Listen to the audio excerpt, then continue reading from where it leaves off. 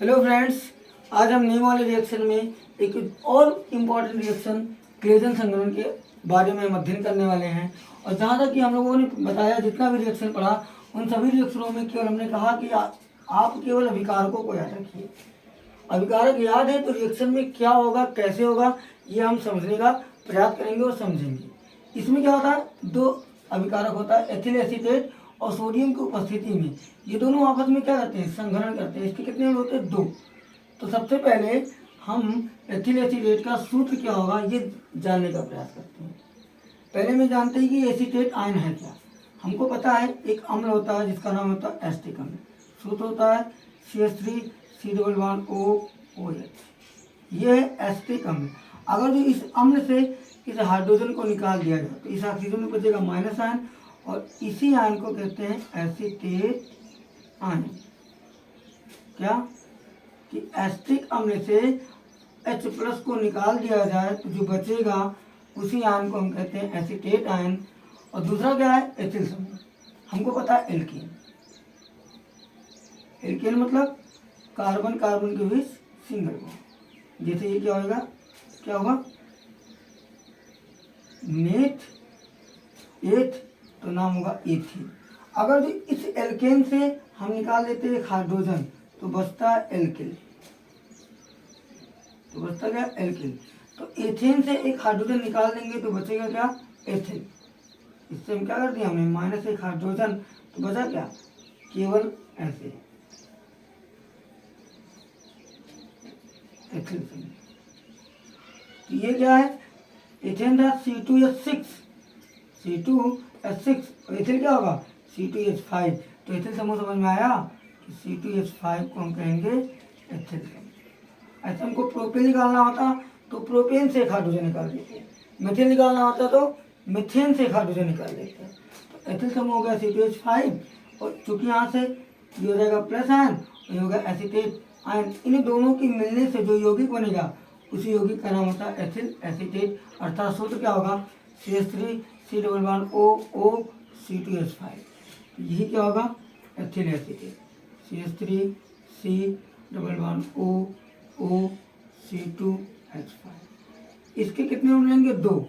एक अणु ये हुआ, दूसरा अणु ये होगा।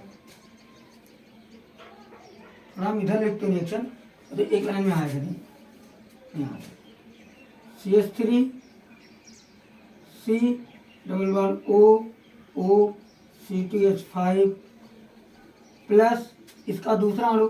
तो दूसरे अणु को हम समझने के लिए कुछ इस प्रकार लिखते हैं।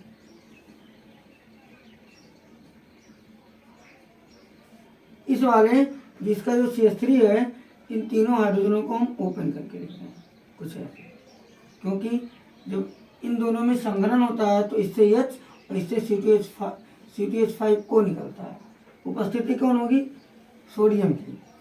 तो होगा क्या, यहाँ बॉन्ड ब्रेक होगा, ये होगा माइनस, ये होगा प्लस। ऐसे इसमें भी बॉन्ड ब्रेक होगा, ये होगा प्लस, ये होगा माइनस। अब देखो, इसका माइनस इसके प्लस से, यानी कि C2H5O माइनस जुड़ेगा H से, बनेगा क्या, C2H5OH। नाम क्या होगा, ये हुआ एथिल। C2H5 को हम क्या कहते हैं, एथिल। और OH जो होता है एल्कोहल समूह, तो नाम हो जाएगा एथिल एल्कोहल। प्लस में क्या बनेगा, ये कार्बन का प्लस इस कार्बन के माइनस से, इस माइनस से जुड़ जाएगा, इस कार्बन और इस कार्बन के बीच एक बॉन्ड बन जाएगा, और नाम क्या होगा देखते हैं, CH3C++OO CH2। यहाँ से CH2C++OO C2H5, और इसी को कहते हैं ethyl acetate. Ethyl aceto acetate कहते हैं, एथिल एसीटो एसीटेट, इसी को AAE कहते हैं, ethyl aceto acetate. I hope आप लोगों को ये रिएक्शन समझ में आया होगा। और इसी पे आधारित एक और रिएक्शन है जो बहुत ही बार पूछा गया है, ये पहला रिएक्शन है। दूसरा इसका नाम होता है रोजन-मुंड अपचयन, मुंड अपचयन। और ये बोर्ड एग्जाम में बहुत बार पूछा गया है। इस अभिक्रिया में भी दो अभिकारक होते हैं, मतलब अभिकारक होता है, और एक होता है acetyl chloride, acetyl chloride, chloride का हम अपचयन कराते हैं। क्या कराते हैं? अपचयन। किसकी उपस्थिति में होता है? प्लेटिनम और बेरियम सल्फेट, ये SO4, और साथ में होता ये होता उत्प्रेरक। जबकि उबलती हुई जाइलिन भी होती है, उबलती हुई जाइलिन, ये उत्प्रेरक विष का होता है। तो रोजन-मुंड अपचयन में अभिकारक क्या होता है? Acetyl chloride. इसका क्या कराया जाता है? अपचयन। इसका होता है अपचयन। होगा क्या? देखते हैं। एसिटल क्लोराइड शुद्ध क्या होगा? वही एसिटल क्लोराइड एस्टिक अम्ल में से अब की बार OH को हटा दो। जैसे ये होता है एस्टिक अम्ल, CH3COOH, इस OH को, इसे हाइड्रोक्साइड आयन को हटा करके यहाँ पे Cl रख दिया जाए, ये बन जाता है एसिटल क्लोराइड। इसी का अपचयन कराना है। तो लेते हैं, ये हुआ CH3C_O इसका हम कराएंगे अपचयन। किसकी उपस्थिति में? प्लेटिनम और बेरियम सल्फेट, ये होगा उत्प्रेरक। और जबकि उबलती हुई जाइलिन क्या होगा? जाइलिन होगा, जो उत्प्रेरक विष का काम करेगा। होगा क्या?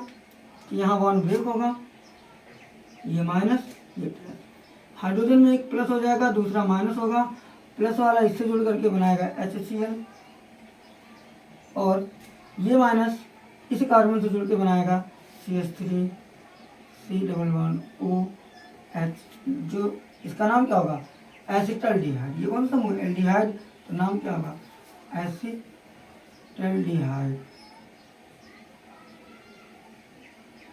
तो इसी अपक्रिया को हम कहते हैं रोजन-मुंड अपचयन। और रोजन-मुंड अपचयन में एसिटल क्लोराइड का अपचयन कराने पर क्या बनता है? एसिटल्डिहाइड। जबकि क्लेजन संघनन में एथिल एसीटेट का संघनन किया जाता है। संघनन का मतलब होता है दो अणुओं का जुड़ना। तो ये दो अणु जुड़ करके क्या बनाया? एथिल एसीटो एसीटेट बनाया, और साथ में क्या निकला? एथिल एल्कोहल निकला। आई होप आप लोगों को ये दोनों रिएक्शन समझ में आया हो।